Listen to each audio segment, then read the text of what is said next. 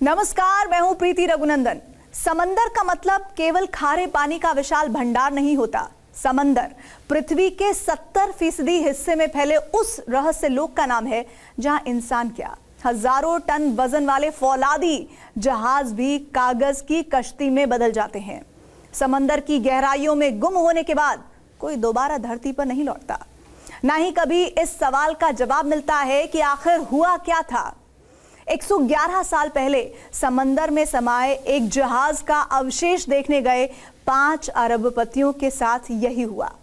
वो अटलांटिक महासागर में हमेशा के लिए खो गए।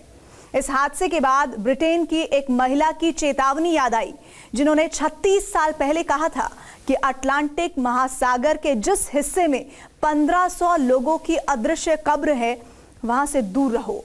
समंदर के ऐसे ही खौफनाक कब्रिस्तानों पर आधारित है हमारी टेली सीरीज शापित, इल फेटेड वॉयज, जिसके पहले एपिसोड में देखिए टाइटैनिक द लॉस्ट मैजेस्टी, सदी के सबसे शापित जहाज की कहानी, जिसका मलबा भी लोगों को अपनी ओर खींचता है और हमेशा के लिए खत्म कर देता है।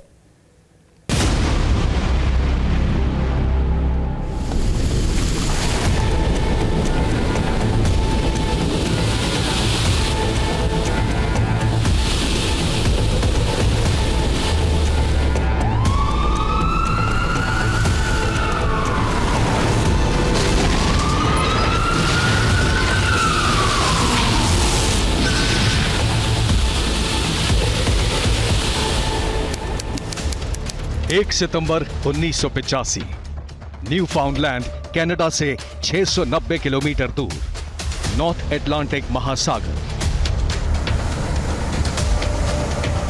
समुद्र की गहराई में एक विशालकाय जहाज का मलबा पड़ा था। आम लोगों के लिए मलबा, लेकिन शोध करने वालों और एंटीक सामान के सौदागरों के लिए बेशकीमती खजाना।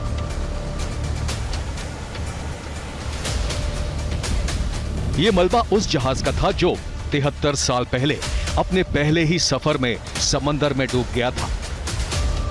यह मलबा ब्रिटेन के सबसे आलीशान और सबसे शापित जहाज टाइटैनिक का था। 15 अप्रैल 1912, अटलांटिक महासागर।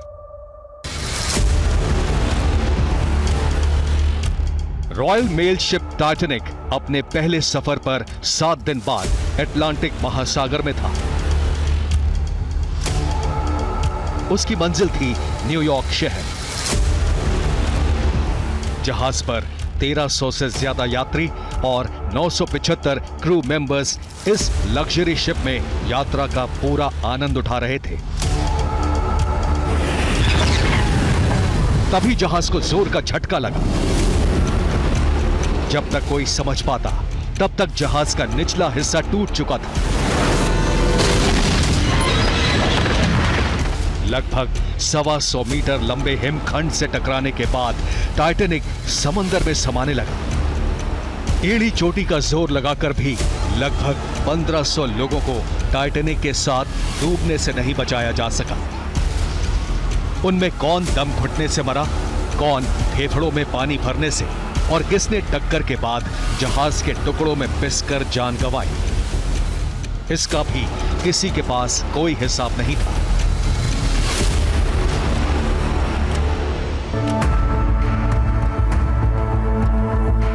टाइटैनिक के डूबने के बाद महीनों तक रेस्क्यू ऑपरेशन चला। इस दौरान अटलांटिक महासागर में 333 शव ढूंढ लिए गए, लेकिन लगभग 1200 लोगों के शव भी नहीं मिले। टाइटैनिक का मलबा भी समंदर में लापता था।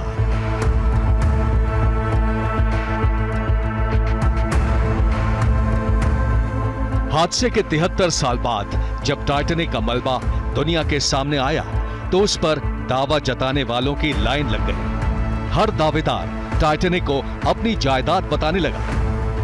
ट्रेजर हंटर्स और समंदर में खोज करने वाली कंपनियों के लिए वो जगह तमाशे का मैदान बन गई, जहां टाइटैनिक के साथ 1200 लोग दफन थे।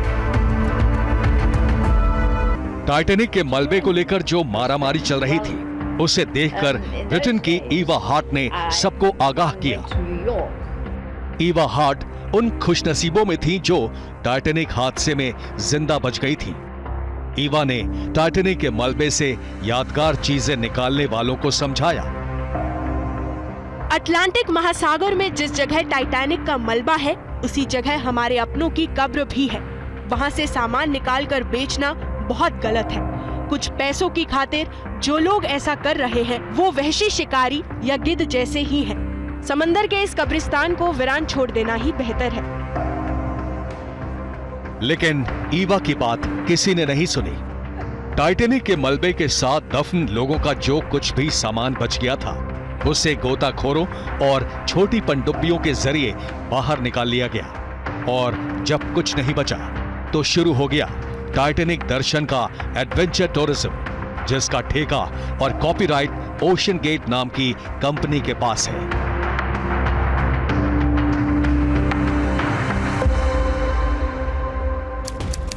– 18 जून 2023, न्यू फाउंडलैंड, कनाडा।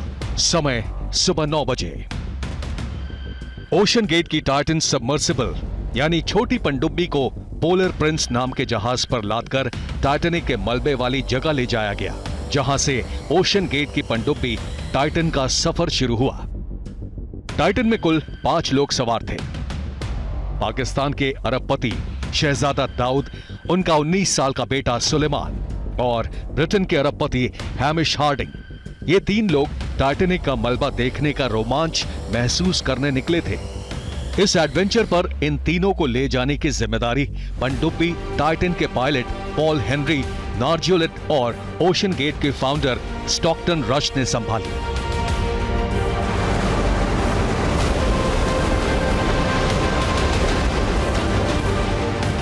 टाइटन नाम की इस छोटी पनडुब्बी से हर 15 मिनट पर पोलर प्रिंस जहाज पर सिग्नल आना था। लगभग पौने 2 घंटे बाद टाइटन से सिग्नल आना बंद हो गया।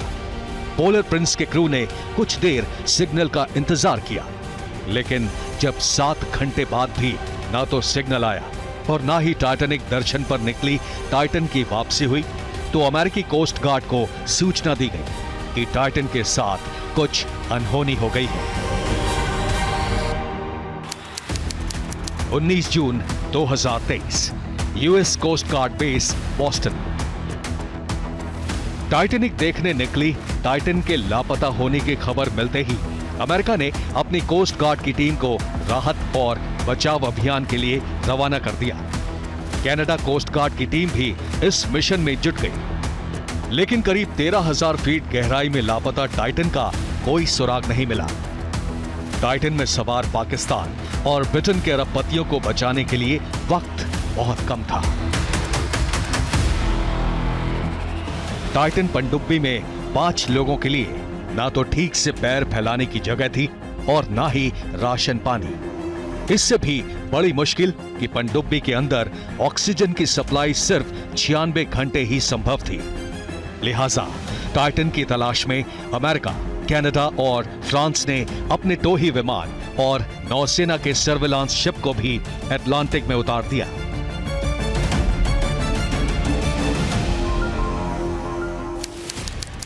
22 जून 2023, समय शाम 4:38। टाइटन के ऑक्सीजन की समय सीमा खत्म हो गई, लेकिन पनडुब्बी और उसमें सवार 5 लोगों का कहीं अता पता नहीं था। किसी को यह भी नहीं मालूम था कि टाइटन के साथ क्या हुआ है और अब वो कहां है। ऐसे हादसों को समझने वाले मरीन एक्सपर्ट्स सिर्फ अनुमान लगा सकते थे, और उनका अनुमान यही बता रहा था कि टाइटन पनडुब्बी का कम्युनिकेशन सिस्टम खराब हुआ और पनडुब्बी लापता हो गई। दूसरी आशंका यह थी कि टाइटन के इंजन में कोई खराबी आई हो या फिर उसके ढांचे में समंदर के दबाव की वजह से कोई टूट फूट हो गई हो। दूसरी आशंका कुछ घंटों बाद सच साबित हुई। टाइटन की तलाश में जुटी एक रिमोट ऑपरेटेड वेसल को टाइटैनिक के मलबे से करीब 500 फीट दूर टाइटन के टुकड़े मिले। इस बात की पुष्टि हो चुकी थी कि टाइटैनिक जैसा ही हाल टाइटन पनडुब्बी का भी हुआ। सवाल भी टाइटैनिक जैसे ही सामने थे कि टाइटन में सवार 5 अरबपतियों का क्या हुआ। टाइटन पनडुब्बी का संचालन करने वाली कंपनी ओशन गेट का दावा था कि ये पनडुब्बी समंदर की गहराई में भी पूरी तरह सुरक्षित है। हालांकि 2021 से टाइटैनिक की सैर कराने वाली इस पनडुब्बी पर सवार हो चुके लोग पहले से ही मान रहे थे कि इसका कम्युनिकेशन सिस्टम कभी भी टाइटन को टाइटैनिक ही बना देगा।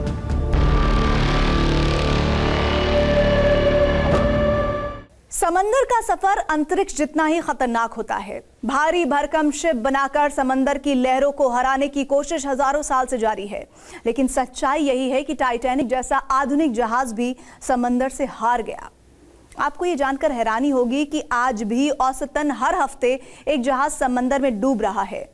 टाइटैनिक हादसे के बाद जहाजों के डूबने का एक अजीब दौर शुरू हुआ, जिसका केंद्र बिंदु ब्रिटेन का लिवरपूल पोर्ट था। 3 साल में 3 बड़े जहाजों की कब्र कहां और कैसे बनी, देखिए टेली सीरीज का एपिसोड जल समाधि, the submerged graveyard. 15 April 1912 Canada के पास अटलांटिक महासागर। ब्रिटेन के लिवरपूल बंदरगाह पर रजिस्टर अपने समय का सबसे विशाल, आधुनिक और सुपर लग्जरी शिप टाइटैनिक अपना पहला सफर भी पूरा नहीं कर पाया।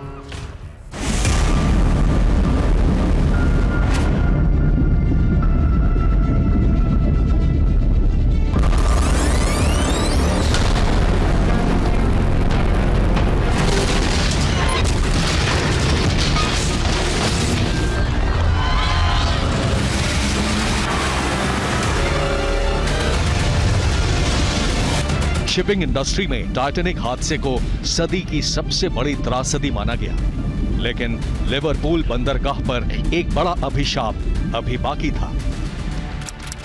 टाइटैनिक हादसे के 2 साल बाद 28 मई 1914 नॉर्थ अटलांटिक महासागर,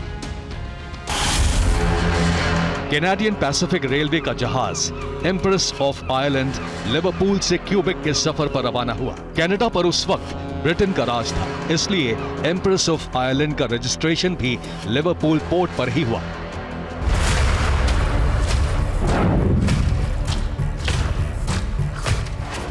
इस जहाज में 1057 यात्री और चालक दल के 420 सदस्य सवार थे।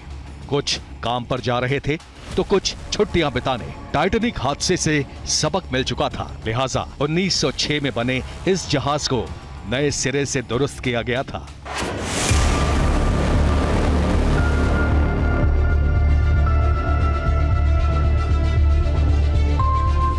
जहाज में वाटर टाइट कैबिन की व्यवस्था थी, ताकि जहाज के किसी एक हिस्से में छेद भी हो तो पानी कैबिन के अंदर ना जाने पाए। लेकिन ये सारी तैयारियां धरी की धरी रह गईं। 29 मई 1914 अटलांटिक महासागर, समय आधी रात 1:50। एम्प्रेस ऑफ आयरलैंड जहाज अपनी मंजिल के काफी नजदीक था। समय से क्यूबेक पहुंचने के लिए शिप के कैप्टन ने जहाज को फुल स्पीड पर चलाने का आदेश दिया। मौसम साफ था। जहाज के कैबिन से दूर से आ रहे एक स्टीमर की लाइट भी नजर आ रही थी।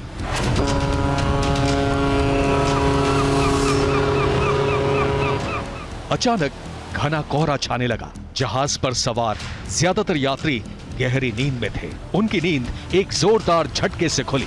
जहाज पर कोहरा मचा था। यात्रियों को कुछ समझ नहीं आया कि हुआ क्या है।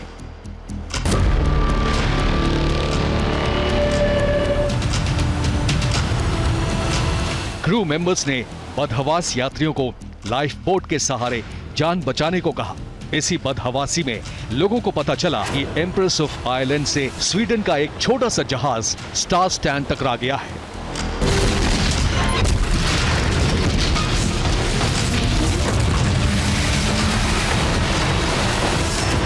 हैरानी की बात थी कि स्टार स्टैंड छोटा जहाज था, जो अपने से कई गुना बड़े एम्प्रेस ऑफ आयरलैंड से टकराने के बाद भी सुरक्षित था, जबकि एम्प्रेस ऑफ आयरलैंड तेजी से डूबता जा रहा था।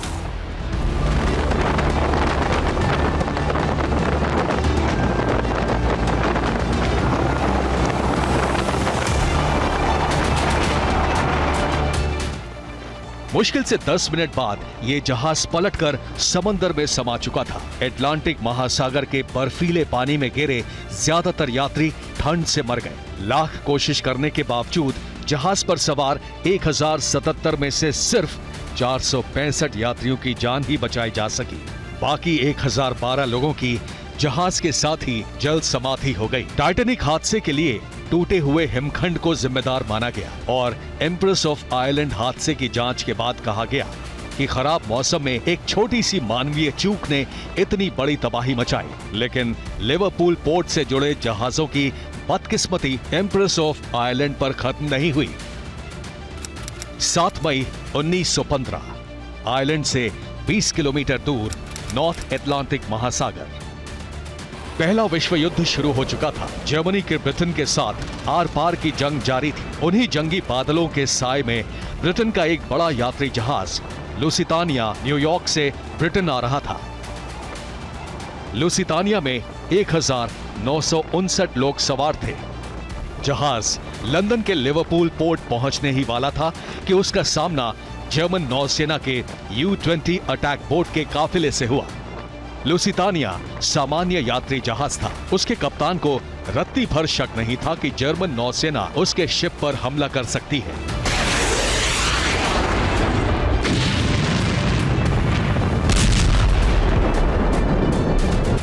दोपहर करीब 2:10 पर जर्मनी की नौसेना ने लुसितानिया को निशाना बनाकर एक टॉर्पीडो फायर किया। बचने का कोई मौका नहीं मिला। ये जहाज इतनी तेजी से डूबा कि उस पर मौजूद 48 में सिर्फ 6 लाइफ बोट ही उतारे जा सके।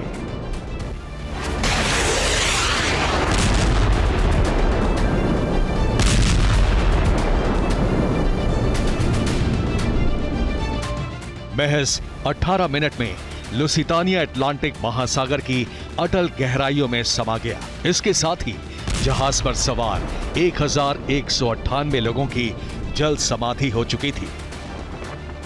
इस जहाज का मलबा 1935 में ढूंढा गया। लिवरपूल पोर्ट से जुड़ा यह तीसरा जहाज था जो 3 साल के भीतर डूबा था। हर जहाज के साथ 1000 से ज्यादा जिंदगियां डूबी थी, जिनके शोक में लिवरपूल पोर्ट के पास एक स्मारक बनाया गया।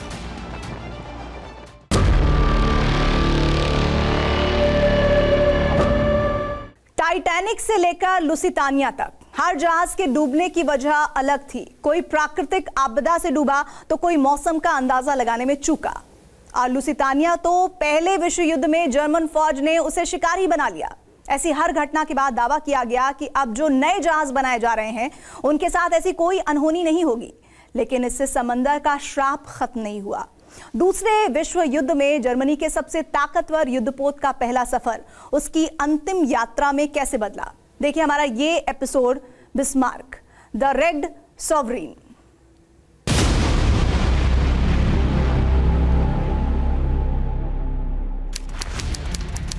चौबीस मई 1941 नॉर्थ अटलांटिक महासागर। समय सुबह के 5:52। ग्रीनलैंड और आइसलैंड के बीच डेनमार्क स्ट्रेट में जर्मनी का युद्धपोत बिस्मार्क समंदर की लहरों पर धीमी गति से अपने पहले मिशन पर आगे बढ़ रहा था।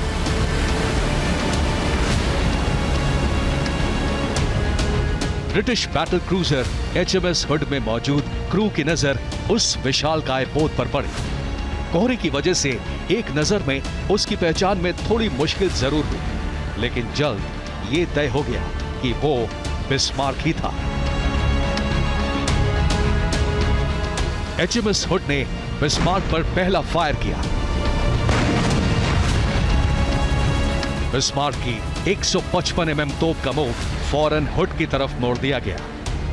HMS हुड के साथ थोड़ी दूर पर चल रहे British battleship prince of Wales ने भी पोजीशन ले ली। बिस्मार्क से हो रही ताबड़तोड़ गोलाबारी का सामना हुड नहीं कर सका।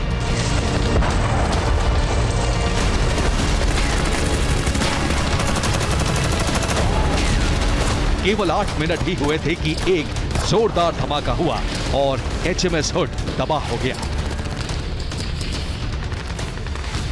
उस पर सवार 1421 सैनिक मारे गए। केवल 3 की जान बची।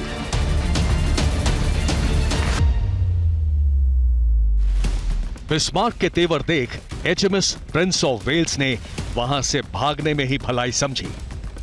हिटलर के अजय माने जाने वाले वॉरशिप बिस्मार्क पर हुड को डुबोने पर खुशियां मनाने का सिलसिला शुरू हो गया।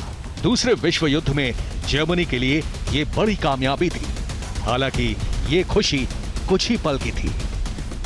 7 मई 1915 को न्यूयॉर्क से लिवरपूल जा रहे ब्रिटिश क्रूज लाइनर लुसितानिया पर जर्मन सबमरीन ने टॉर्पीडो हमला कर उसे डुबो दिया था। इस क्रूज पर सवार 1959 में से 1195 लोग मारे गए, जिनमें 123 अमेरिकी थे। ब्रिटेन अभी इस सदमे से उबरा भी नहीं था कि जर्मनी ने हुड को डुबोकर दूसरी चोट दे दी।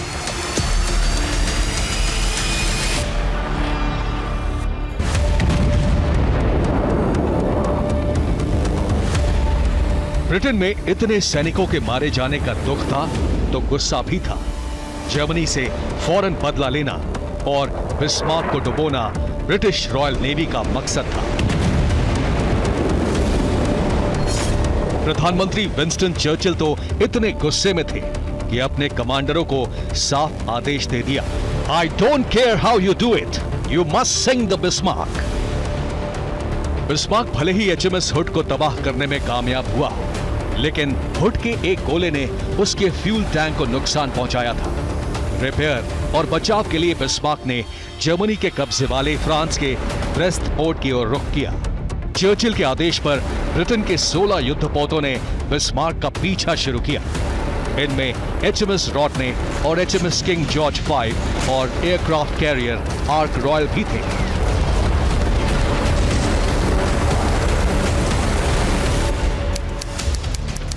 छब्बीस मई 1941 नॉर्थ अटलांटिक महासागर, समय शाम 7:10। बेहद खराब मौसम में एयरक्राफ्ट कैरियर आर्क रॉयल से 15 स्वॉर्डफिश टॉर्पीडो एयरक्राफ्ट्स ने उड़ान भरी और बिस्मार्क पर टॉर्पीडो से अटैक किया। एक टॉर्पीडो ने बिस्मार्क के पतवार को हिट किया, जिसकी वजह से उसकी रफ्तार घटकर 7 नॉट तक आ गई।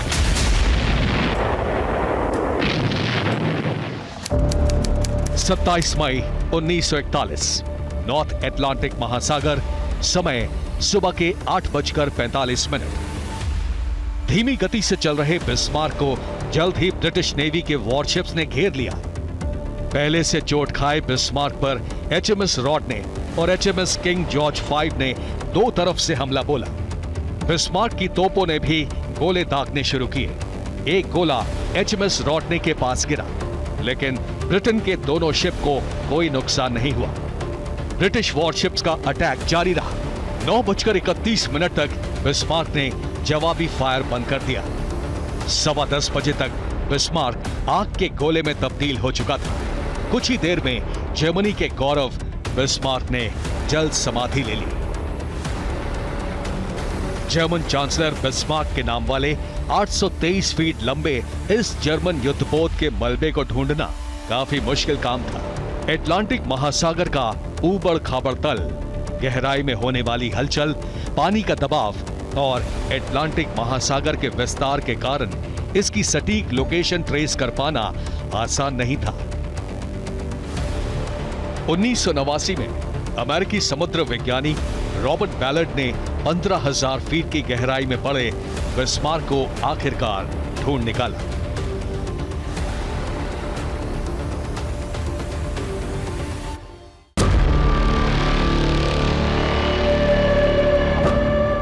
समंदर में दूर से जो दिखता है वैसा होता नहीं। बीते 400 साल से फ्लाइंग डचमैन नाम के एक जहाज का रहस्य कोई नहीं सुलझा पाया। इसे घोस्ट शिप कहा जाता है, जिस पर कई फिल्में बन चुकी हैं, कॉमिक्स और उपन्यास लिखे जा चुके हैं। अमेरिकी नौसेना ने भी कई बार फ्लाइंग डचमैन को देखने का दावा किया, लेकिन नजदीक जाने पर वहां कोई जहाज नहीं दिखा। 1980 में स्वीडन के एक जहाज के साथ भी अजीब हादसा हुआ। अपने पहले ही सफर पर यह जहाज डूब गया।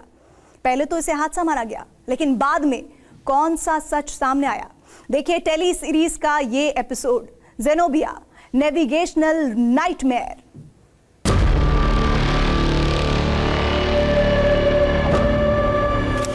2 जून 1980, लर्नाका, साइप्रस। स्वीडन का जहाज ज़ेनोबिया अपने पहले सफर पर सीरिया के तारतोश बंदरगाह के लिए रवाना हो चुका था। भूमध्य सागर में साइप्रस के नजदीक पहुंचते पहुंचते ज़ेनोबिया की स्टीयरिंग अचानक जाम हो गई। जहाज के कप्तान ने लर्नाका बंदरगाह से संपर्क साधा तो मदद के लिए एक दूसरे जहाज को भेजा गया। ज़ेनोबिया को खींचकर लर्नाका बंदरगाह तक ले जाया गया। जांच में पता चला कि जहाज में पानी बाहर फेंकने के लिए जो कंप्यूटराइज्ड पंपिंग सिस्टम है उसके सॉफ्टवेयर में कोई दिक्कत आ गई है। 7 जून 1980, लर्नाका की खाड़ी, भूमध्य सागर, समय आधी रात के बाद 2:30।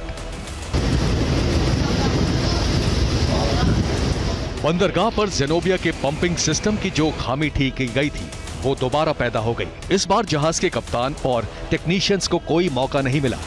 ज़ेनोबिया समुद्र तट से करीब 1.5 किलोमीटर दूर अपनी बाईं तरफ झुका और देखते ही देखते भूमध्य सागर में समा गया। स्वीडन का ये जहाज भी उन शापित जहाजों के लिस्ट में शामिल हो गया जिनके लिए पहला सफर ही आखिरी साबित हुआ।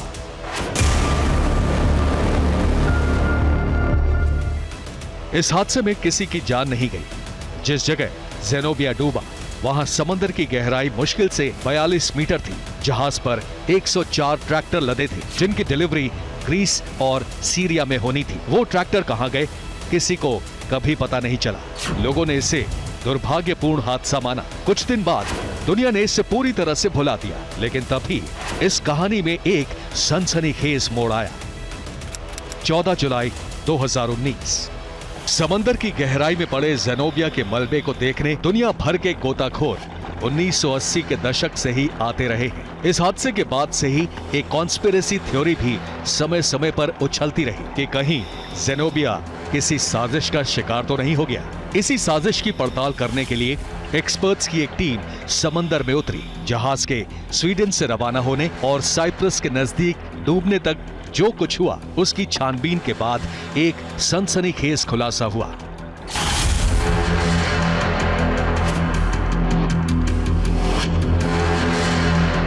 ज़ेनोबिया की जांच करने वाले एक्सपर्ट्स की टीम ने दावा किया कि इस जहाज को डुबोने के पीछे इजराइल की खुफिया एजेंसी मोसाद का हाथ हो सकता है। इस दावे की वजह यह थी कि ज़ेनोबिया पर ट्रैक्टर के अलावा कुछ सामान युगोस्लाविया से भी लोड किए गए थे। युगोस्लाविया में उस दौरान फिलिस्तीन के चरमपंथी संगठन पीएलओ का ट्रेनिंग सेंटर चल रहा था, जहां पीएलओ के सदस्य हथियार चलाने और गुरिल्ला वॉर की ट्रेनिंग ले रहे थे। माना गया कि मोसाद को शक था कि ज़ेनोबिया पर फिलिस्तीनी चरमपंथियों के लिए हथियार लदे हैं, जिन्हें सीरिया के रास्ते भी फिलिस्तीन भेजा जा सकता है। इसी वजह से मोसाद ने ज़ेनोबिया को उसकी मंजिल तक पहुंचने से पहले ही डुबो दिया।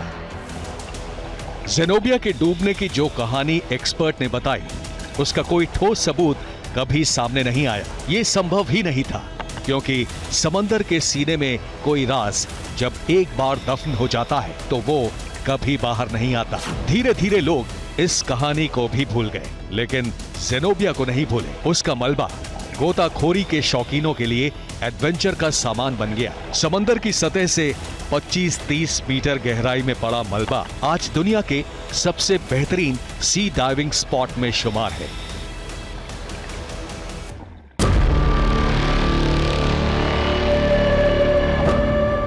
दुनिया के सारे जहाज सैकड़ों तरह के टेस्ट के बाद बनते हैं। कई तरह के ट्रायल के बाद उन्हें समंदर में सफर के लिए उतारा जाता है। फिर भी उन्हें समंदर की लहरें कैसे निगल जाती हैं, ये पहेली अब तक कोई नहीं सुलझा पाया।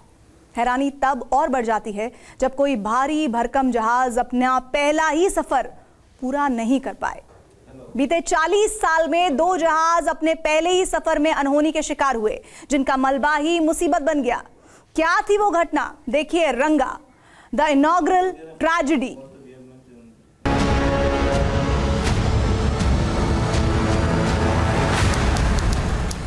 11 मार्च 1982, डिंगल, आयरलैंड।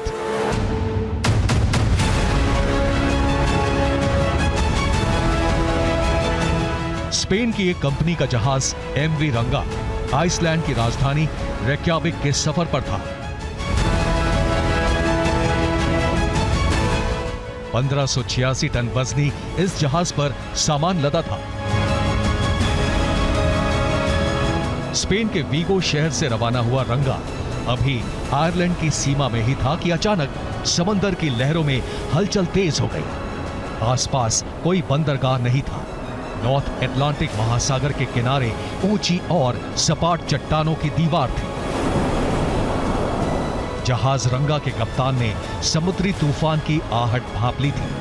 उन्होंने अपने सहयोगियों को तूफानी मौसम के हिसाब से तय सेफ्टी प्रोटोकॉल फॉलो करने का निर्देश दिया, लेकिन तब तक समंदर की लहरें विकराल हो चुकी थी। जहाज का इंजन अचानक फेल हुआ और तूफानी लहरें इस जहाज को ढकेलते हुए चट्टानी दीवारों की तरफ ले गई। उन चट्टानों से टकराकर रंगा समंदर में डूब गया। दुर्भाग्य यह था कि स्पेन का यह जहाज भी अपने पहले सफर पर ही था, लेकिन एक बड़ी तबाही अभी सामने आनी बाकी थी। रंगा के डूबने से पहले चालक दल के सदस्य अपने लिए सुरक्षित कोना ढूंढ चुके थे। सिर्फ एक क्रू मेंबर जहाज में फंसा, जो फिर कभी नहीं दिखा। चालक दल के बाकी 15 सदस्यों को ब्रिटिश एयरफोर्स के हेलीकॉप्टर से रेस्क्यू किया गया। एक बड़ा संकट यह था कि जहाज डूबने के बाद उसके ऑयल टैंकर में भरा हजारों गैलन डीजल समंदर में फैलता जा रहा था। इसे रोकने का कोई उपाय न तब था, न ही अब है। जहाज का मलबा भी वहीं पड़ा रहा।